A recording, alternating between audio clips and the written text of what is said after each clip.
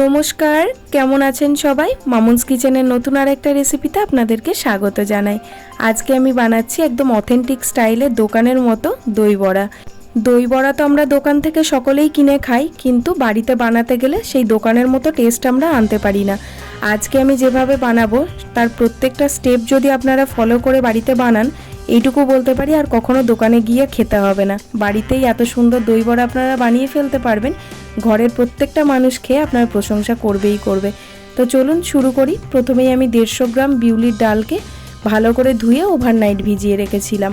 এবার আবার একবার ধুয়ে নিয়ে জলটা ঝরিয়ে নিচ্ছি। মিনিমাম আপনারা 4 থেকে 5 ঘন্টা ভেজাবেনই। যদি সময় থাকে হাতে তাহলে ওভারনাইট ভিজিয়ে রাখতে পারেন। এবার ডালটাকে একটা মিক্সির জারের মধ্যে নিয়ে একটা কাঁচা লঙ্কা দিয়ে পেস্ট করে নিচ্ছি।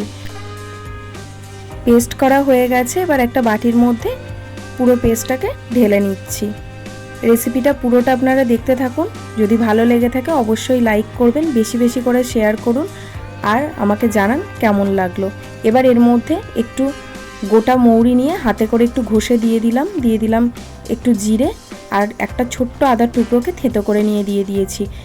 মৌরিটাকে যদি হাতে ঘষে দেওয়া যায় তাহলে গন্ধটা খুব ভালো হয়। এবার অনেকক্ষণ ধরে ভালো করে ফেটিয়ে নেবেন। যত ভালো ফেটাবেন তত ভালো বড়াগুলো তৈরি হবে, খুব ফ্লপি হবে।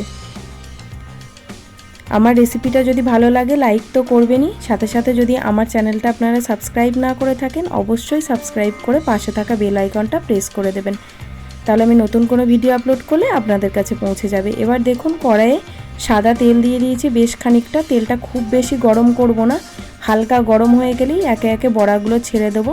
কারণ দই বড়া বানানোর জন্য তেল খুব বেশি হিট করলে বড়াগুলোর টেক্সচার একদম ভালো আসবে না, তাই হালকা হিটে বড়াগুলোকে ছাড়তে হবে, এতে বড়াগুলো খুব ভালো হবে।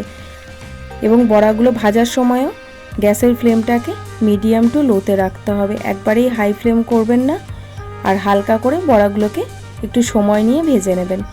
বড়াগুলো খুব বেশি লাল করে ভাজবো না, হালকা করে ভেজে নিয়ে বড়াগুলোকে তুলে রাখবো। একটু বেশি সময় ধরে ভাজার কারণে বড়ার ভেতরগুলো একেবারেই কাঁচা থাকবে না, ঠিকঠাকভাবে ভাজা হয়ে যাবে। তো বড়াগুলো তুলে রাখবো। আমি আগের থেকে একটু কড়াইয়ে গরম জল বসিয়ে রেখেছিলাম, হালকা গরম জল, যেটাকে আমি একটা বড় বাটিতে ঢেলে নিলাম। দেখুন বড়াগুলো কতটা ভালো ফ্লপি হয়েছে, ভেতরে কতগুলো পকেট তৈরি হয়েছে দেখতেই পাচ্ছেন। এবার এই গরম জলটার মধ্যে আমি 1 চামচ লবণ আর 2 চামচ চিনি ভালো করে গুলে নিচ্ছি। এবার এই জলের মধ্যে বড়াগুলোকে দিয়ে দেব। এই জলের মধ্যে বড়াটা দেওয়ার ফলে বড়াগুলো সাইজে অনেকটা বড়ও হয়ে যাবে আর অনেক বেশি সফট হয়ে যাবে, যে কারণে পরে আমি যখন দইয়ের গ্রেভিতে দেব বড়াটাকে তখন এর পুরো গ্রেভিটা বড়াটার ভিতরে খুব সহজে ঢুকে যাবে, খেতে খুব টেস্টি হবে। এবার একটা তড়কা বানিয়ে নেব।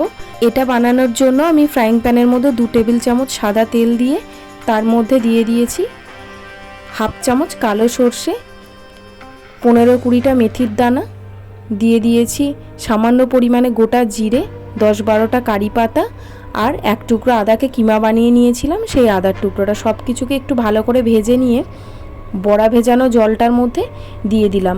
এবার ঢাকা দিয়ে দেব। এটা দেওয়ার ফলে খুব ভালো গন্ধ হবে, এই গন্ধটা দই বড়াতে খুব ভালো লাগে। এবার একটা চাটনি বানিয়ে নেব, যেটাকে আমরা গ্রিন চাটনি বলে থাকি। সেটার জন্য আমি এখানে কিছুটা ধনেপাতা নিয়েছি 1 ইঞ্চি সাইজের একটা আদা, 3 কোয়া রসুন, কাঁচা লঙ্কা, সামান্য একটু তেঁতুল, অবশ্যই বীজ ছাড়িয়ে নিয়েছি, আর দিয়ে দিলাম সামান্য একটু বিট লবণ আর 2 চামচ চিনি দিয়ে সব কিছু ভালো করে পেস্ট করে নিয়ে ওপর থেকে একটু চাট মশলা মিশিয়ে নিলাম। আপনারা চাইলে রসুনটা না দিতে পারেন, তাতে কোনো অসুবিধা নেই। এবার রেড চাটনিটাও বানিয়ে নেব, যেটা তেঁতুলের চাটনি হয়ে থাকে।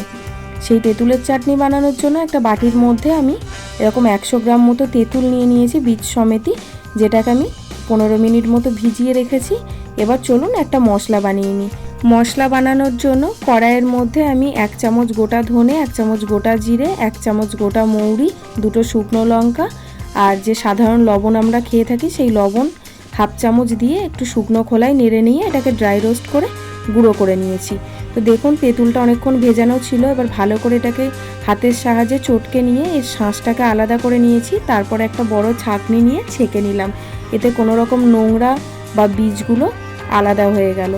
এবার একটা ফ্রাইং প্যানের মধ্যে আমি 5 থেকে 6 চামচ চিনি দিয়েছি।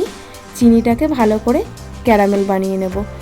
এই টাইমে গ্যাসের ফ্লেমটাকে একদম লোতে রাখবেন, খুব বেশি হাই করবেন না, তাহলে তেতো হয়ে যাবে পুড়ে গিয়ে।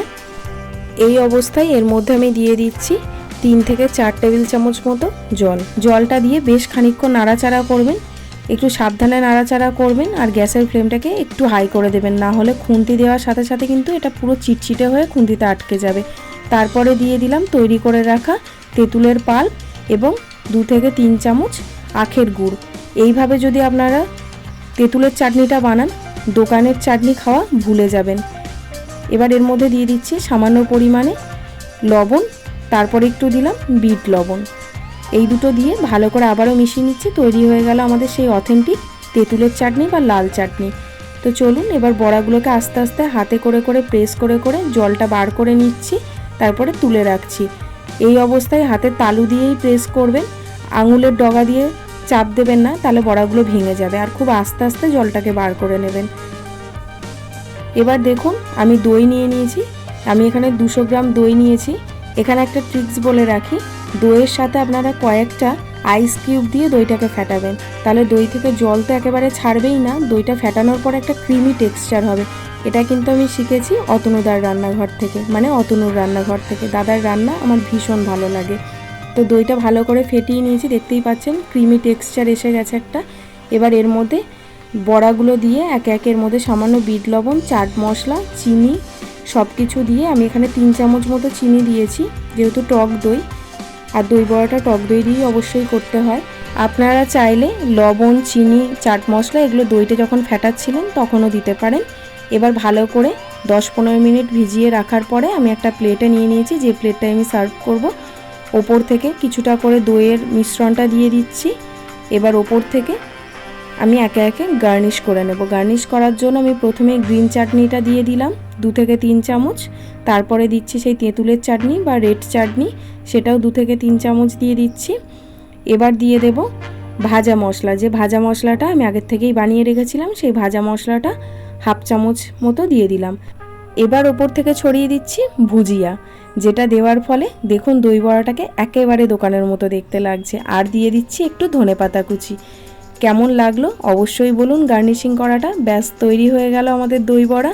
তাহলে দেখলেন তো কত সহজেই বাড়িতে একদম দোকানের মতো অথেন্টিক দই বড়া বানানো যায়, আর টেস্ট হবে কিন্তু একদম দুর্দান্ত। আপনারা বানিয়ে তারপরে বলবেন যে ভালো লেগেছে কিনা। যদি ভালো লাগে বেশি বেশি করে শেয়ার করুন, আর আমার চ্যানেলটাই যদি নতুন হয়ে থাকেন অবশ্যই সাবস্ক্রাইব করে আমার পাশে থাকবেন। আজকের মতো এই পর্যন্তই, দেখা হবে আবারও নতুন কোনো রেসিপি নিয়ে নতুন কোনো দিনে। ততক্ষণ সবাই ভালো থাকবেন, সুস্থ থাকবেন।